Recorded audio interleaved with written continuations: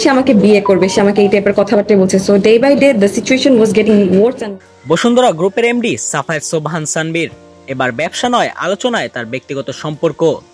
নিজেকে তার প্রেমিকা দাবি করে ইসরাত জাহান নামের এক তরুণী সামনে এনেছেন চাঞ্চল্যকর অভিযোগ। সাফায়েত সোবহান সানভীরের বিরুদ্ধে কি অভিযোগ এনেছে তার গার্লফ্রেন্ড দাবি করা ইসরাত, বিস্তারিত থাকছে আজকের প্রতিবেদনে। তাই চ্যানেলটি সাবস্ক্রাইব করে বিস্তারিত জানুন প্রতিবেদনের বাকি অংশে।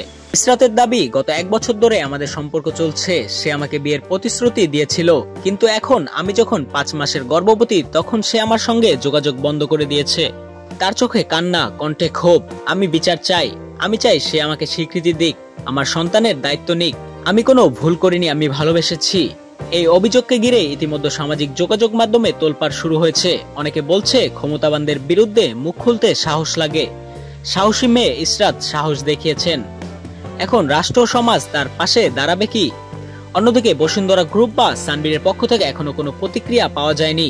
এখন প্রশ্ন, এই সম্পর্কের শেষ কোথায়? এই মাতৃত্ব কি স্বীকৃতি পাবে সমাজে? আপনাদের মূল্যবান মতামত অবশ্যই কমেন্টে জানাবেন।